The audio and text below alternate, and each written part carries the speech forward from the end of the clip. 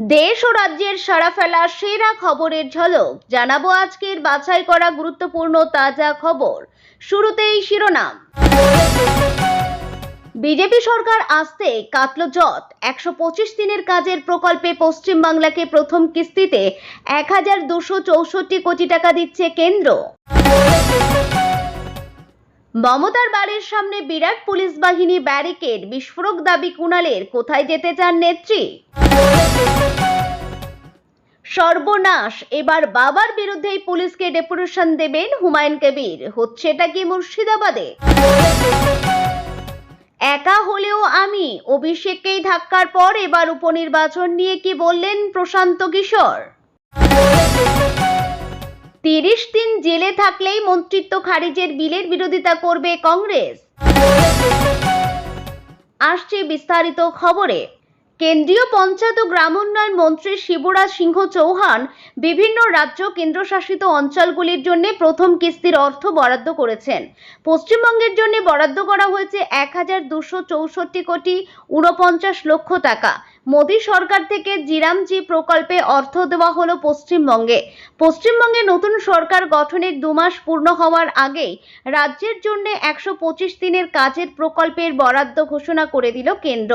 4 মে রাজ্য বিধানসভা নির্বাচনে মমতা বন্দ্যোপাধ্যায়ের সরকারের পতনের পর মুখ্যমন্ত্রী শুভেন্দু অধিকারীর নেতৃত্বে রাজ্যে নতুন বিজেপি সরকার গঠিত হয় গত 9 মে। তার ঠিক 2 মাস পূর্ণ হওয়ার আগে রবিবার কেন্দ্রীয় পঞ্চায়েত ও গ্রামোন্নয়ন মন্ত্রী শিবরাজ সিংহ চৌহান বিভিন্ন রাজ্য কেন্দ্রশাসিত অঞ্চলগুলির জন্য বিকশিত ভারত গ্যারান্টি ফর রোজগার অ্যান্ড আজীবিকা মিশন প্রকল্পের প্রথম কিস্তির অর্থ বরাদ্দ করেছেন।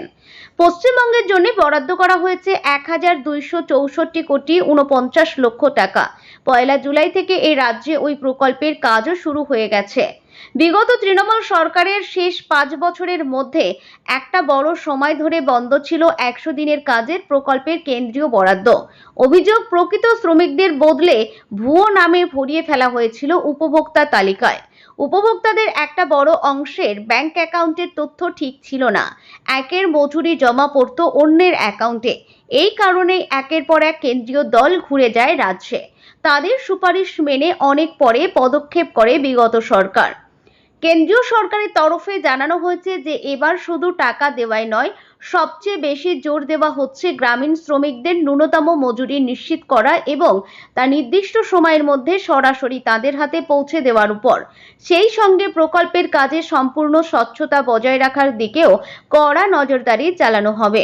রবিবার দেশ জুড়ে বিভিন্ন রাজ্য কেন্দ্রশাসিত অঞ্চলগুলির জন্য মোট 25,863 কোটিরও বেশি টাকা বরাদ্দ করা হয়েছে, যার মধ্যে সবচেয়ে বেশি বরাদ্দ পেয়েছে উত্তরপ্রদেশ। প্রসঙ্গত 2027 সালের শুরুতেই সেই রাজ্যে বিধানসভা ভোটের দামামা বেজে যাবে, তাই সেই রাজ্যে বরাদ্দ বৃদ্ধি স্বাভাবিক বলেই মনে করছেন ভারতীয় রাজনীতির কারবারিরা। দক্ষিণ 24 পরগনার বারুইপুরে 12 বছরের এক নাবালিকার বস্তাবন্দি দেহ উদ্ধার এবং তার জেরে অভিযুক্ত যুবককে গণপিটুনিতে পিটিয়ে মারার ঘটনায় রণক্ষেত্রের চেহারা নিল এলাকা। পরিস্থিতি এতটাই উত্তপ্ত যে উত্তেজনার খবর পেয়ে মমতা ব্যানার্জি নিজে বারুইপুর যেতে চেয়েছিলেন বলে দাবি করেছেন তৃণমূল নেতা কুণাল ঘোষ। তবে আইন শৃঙ্খলা পরিস্থিতির অবনতির আশঙ্কায় এবং কেন্দ্রীয়কে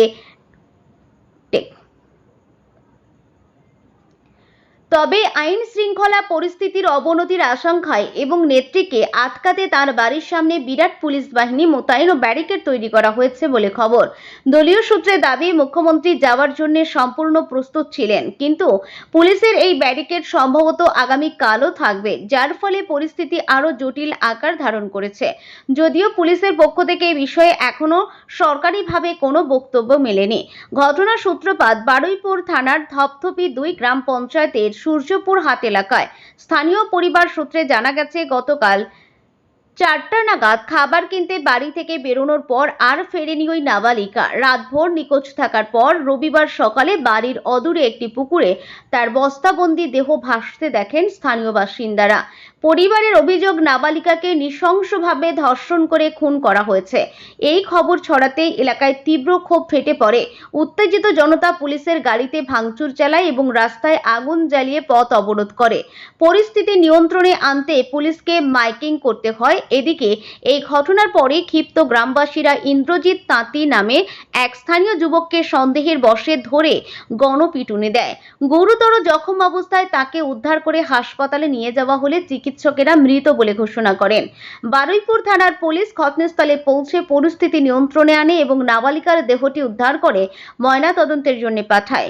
পুলিশের দাবি, ময়নাতদন্তের রিপোর্ট এলেই ধর্ষণ ও মৃত্যুর প্রকৃত কারণ স্পষ্ট হবে। এলাকায় বিশাল পুলিশ বাহিনী মোতায়েন করা হয়েছে। পুলিশ জানিয়েছে, মূল ঘটনার পাশাপাশি গণপিটুনিতে মৃত্যুর ঘটনাটিও আলাদাভাবে তদন্ত শুরু হয়েছে। এই ঘটনায় ইতিমধ্যে একজন সন্দেহভাজনকে গ্রেপ্তার করে জিজ্ঞাসাবাদ করা হচ্ছে।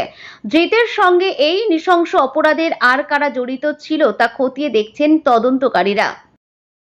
চর্চায় হুমায়ুন, এবার পুলিশ সুপারকে ডেপুটেশন দেবেন তিনি। গত শুক্রবার মুর্শিদাবাদের রেজিনগর থানার কাশীপুর এলাকায় একটি রাজনৈতিক জনসভায় বক্তব্য রাখতে গিয়ে নওদার আমজনতা উন্নয়ন পার্টির বিধায়ক হুমায়ুন কবির বেশ কিছু মন্তব্য করেন, যা নিয়ে পরবর্তীকালে বিতর্ক হয় বিস্তর। এর পরিপ্রেক্ষিতে রেজিনগর থানার পাঠানো নোটিশে শনিবার তদন্তকারী আধিকারিকের মুখোমুখি হয়েছিলেন হুমায়ুন কবির। অন্য একটি মামলায় শক্তিপুর থানার পুলিশ হুমায়ুন কবিরকে ৩রা জুলাই বেলা 11:30টায় হাজিরা দেওয়ার নোটিশ দিলেও নওদার বিধায়ক সেখানে এখনো হাজির হননি, কারো জানার নেই। যদিও সংবাদ মাধ্যমে হুমায়ুন জানিয়েছিলেন ৩রা জুলাই শুক্রবার তিনি জুম্মার নামাজ পড়তে যাবেন, তাই শক্তিপুর থানায় যাবেন না।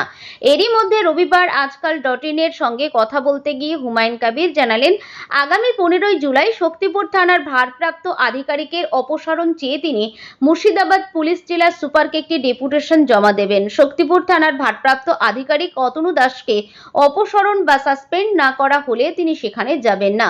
এর পাশাপাশি হুমায়ুন কবির দাবি করেন, শক্তিপুর থানা তৈরি করার জন্য তিনি নিজের ব্যবসা থেকে 42 লক্ষ টাকা দিয়েছিলেন, সেই টাকা আজও ফেরত পাননি। তার দাবি, মমতা ব্যানার্জির মন্ত্রিসভার সদস্য থাকাকালীন আমি শক্তিপুর থানা তৈরি করেছিলাম।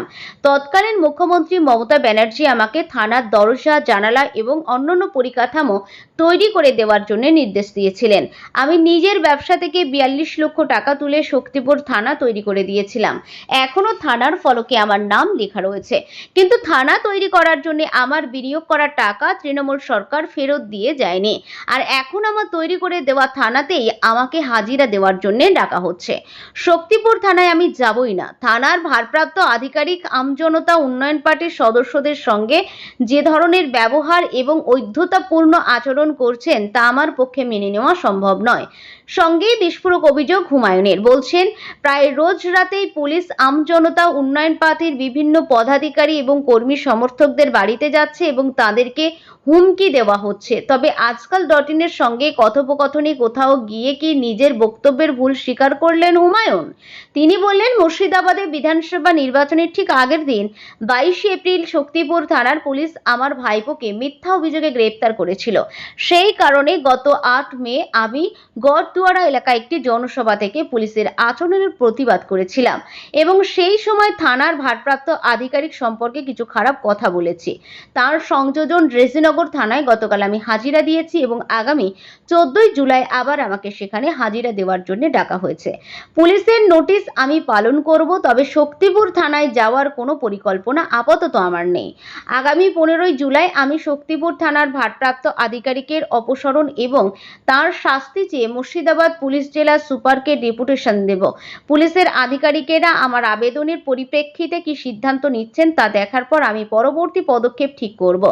যদিও হুমায়ুন আজ স্পষ্ট জানিয়ে দেন, গত 3রা জুলাই শক্তিপুর থানায় হাজিরা না দেওয়ার কারণে ওই থানা থেকে তাকে আর কোনো নোটিশ পাঠানো হয়নি। বললেন, শক্তিপুর থানার ভারপ্রাপ্ত আধিকারিক আমজনতা উন্নয়ন পার্টির কর্মী সমর্থকদের বাড়ি বাড়ি গিয়ে নিজেকে আমার বাবা বলে পরিচয় দিচ্ছেন। তাই আমিও জানিয়ে রাখতে চাই, বাবার সঙ্গে আমি এখন দেখা করতে যাব না। তার অপসারণ চেয়ে পুলিশ সুপারকে ডেপুটেশন দেব। বিহারে আসন্ন উপনির্বাচনে বাঁকিপুর বিধানসভা কেন্দ্র থেকে নিজে প্রার্থী হওয়ার ঘোষণা করলেন জনসুরজ পার্টির প্রতিষ্ঠাতা প্রশান্ত কিশোর। রবিবার এক সাংবাদিক বৈঠকে এই বড় ঘোষণা করার পাশাপাশি এই নির্বাচনী লড়াইকে রাজ্যে বিজেপি পরিচালিত সরকারের জনসমর্থনের একটি বড় পরীক্ষা বা রেফারেন্ডাম হিসাবেও বর্ণনা করেছেন তিনি। বিজেপি নেতা নিতিন নবীন রাজ্যসভায় নির্বাচিত হয়ে ইস্তফা দেওয়ার বাকিপুর আসনটি শূন্য হয়েছিল। সেই আসনেই এবার সরাসরি ভোট ময়দানে নামছেন। এই ভোট কৌশলে বাকিপুরের ভোটারদের প্রশংসা করে প্রশান্ত কিশোর বলেন, বাকিপুরের মানুষ বিহারের মধ্যে সবচেয়ে ধনী ও শিক্ষিত। তাদের সেবা প্রার্থীকে ভোট দেওয়া উচিত। তারা যদি আমার উপর ভরসা রাখতে পারেন তবে আমি তাদের ভোট দেওয়ার অনুরোধ করব।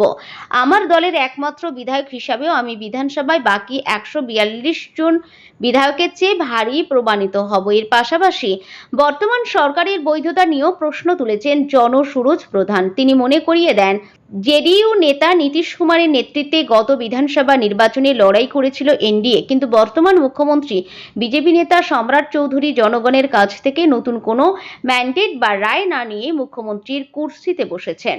প্রশান্ত কিশোরের কথায় এই উপনির্বাচন আদতে সম্রাট চৌধুরীর 2 মাস বয়সী সরকারের কাজকর্মের উপর একটি গণভোট হতে চলেছে।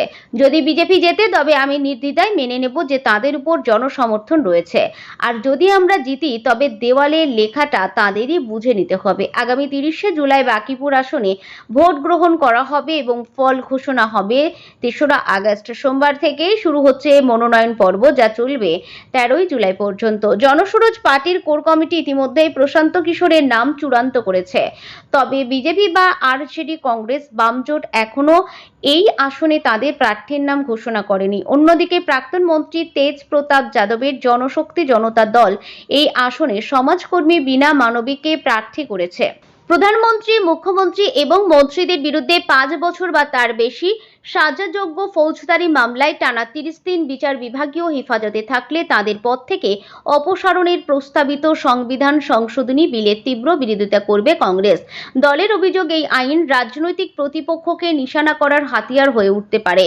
কংগ্রেসের সাধারণ সম্পাদক জয়রাম রমেশ রবিবার বলেন, বিচার শেষ হওয়ার আগে এবং আদালত কাউকে দোষী সাব্যস্ত করার আগে শুধুমাত্র বিচার বিভাগীয় হেফাজতে থাকার ভিত্তিতে মন্ত্রিত্ব কেড়ে নেওয়ার প্রস্তাব দেশের বিচার ব্যবস্থার মৌলিক নীতির পরিপন্থী। তার কথায় ভারতের আইনে দোষ প্রমাণিত না হওয়া পর্যন্ত প্রত্যেক অভিযুক্ত নির্দোষ বলে গণ্য হন। রমেশের অভিযোগ, কেন্দ্রীয় তদন্তকারী সংস্থাগুলিকে ব্যবহার করে বিরোধী নেতাদের বিরুদ্ধে মামলা ও গ্রেপ্তারির মাধ্যমে এই আইনকে রাজনৈতিক প্রতিহিংসার অস্ত্র হিসাবে ব্যবহার করা হতে পারে। তার দাবি, বিরোধী শাসিত রাজ্যগুলিকে অস্থিতিশীল করাই এই বিলের মূল উদ্দেশ্য। প্রস্তাবিত আইন অনুযায়ী যদি কোনো মন্ত্রী 5 বছর বা তার বেশি কারাদণ্ডযোগ্য কোনো অপরাধে অভিযুক্ত হন এবং 30 দিন হেফাজতে থাকেন, তবে 31তম দিনে তাকে রাষ্ট্রপতি বা রাজ্যপালের দ্বারা অথবা স্বয়ংক্রিয়ভাবে পদ থেকে অপসারণ করা হবে। কংগ্রেস নেতা জয়রাম রমেশ এদিন বলেছেন, সংবিধান সংশোধনের জন্য প্রয়োজনীয় 2/3 সমর্থন সরকারের নেই, তাই সংসদের আসন্ন বাদল অধিবেশনে এই বিলের পাশাপাশি মহিলাদের সংরক্ষণ কার্যকর করতে প্রস্তাবিত ডিলিমিটেশন সংক্রান্ত বিলেরও বিরোধিতা করবে কংগ্রেস। রমেশের অভিযোগ, সংসদের সংখ্যা বাড়াতে বিরোধী দলগুলিতে ভাঙন ধরানোর চেষ্টা চলছে। তবে তার দাবি, তাতেও সরকার সংবিধান সংশোধনের জন্য প্রয়োজনীয় সমর্থন পাবে না। এদিকে সূত্রের খবর, বিজেপি সাংসদ অপরাজিতা সারঙ্গের নেতৃত্বাধীন যৌথ সংসদীয় কমিটি আগামী 17ই জুলাই সংবিধান বিল, জম্মু ও কাশ্মীর পুনর্গঠন বিল এবং কেন্দ্রশাসিত অঞ্চল সরকার বিল নিয়ে তাদের রিপোর্ট গ্রহণ করতে পারে। এরপর 20 জুলাই শুরু হওয়া সংসদের বাদল অধিবেশনে কেন্দ্রীয় মন্ত্রিসভার অনুমোদন সাপেক্ষে বিলগুলি উত্থাপন করা হতে পারে। প্রস্তাবিত বিল নিয়ে ইতিমধ্যেই আইন বিশেষজ্ঞ, অবসরপ্রাপ্ত বিচারপতি, আইনজীবী ও বিভিন্ন রাজনৈতিক দলের প্রতিনিধিদের মতামত নিয়েছে জেপিসি। তবে কংগ্রেস সহ একাধিক বিরোধী দলের অভিযোগ, এই আইন বিচারাধীন ব্যক্তিকে আগেভাগেই শাস্তির মুখে ফেলবে এবং গণতান্ত্রিক ব্যবস্থায় রাজনৈতিক প্রতিদ্বন্দ্বীদের বিরুদ্ধে অপব্যবহারের আশঙ্কা উড়িয়ে দেওয়া যায় না। বিরোধীদের আরও অভিযোগ, প্রস্তাবিত আইনের বিধানগুলি অগণতান্ত্রিক ও যুক্তরাষ্ট্রীয় কাঠামোর পরিপন্থী, এছাড়া স্বাভাবিক ন্যায় বিচারের মৌলিক নীতিরও পরিপন্থী, কারণ এতে কোনো অপরাধে দোষী সাব্যস্ত হওয়ার পরিবর্তে কেবল হেফাজতে থাকার জন্য শাস্তি দেওয়ার বিধান রয়েছে। পাল্টা সরকার পক্ষের দাবি 30 দিনের মধ্যে অন্তত 3 বার জামিন চাওয়ার সময় পাওয়া যাবে। তাই এতে স্বাভাবিক ন্যায় বিচারের নীতি লঙ্ঘন হয়নি। তবে এই আইনের যাতে অপব্যবহার না হয় সেদিকটিও থাকতে হবে বলে এনডিএ শরিকদের মধ্যে দাবি উঠেছে।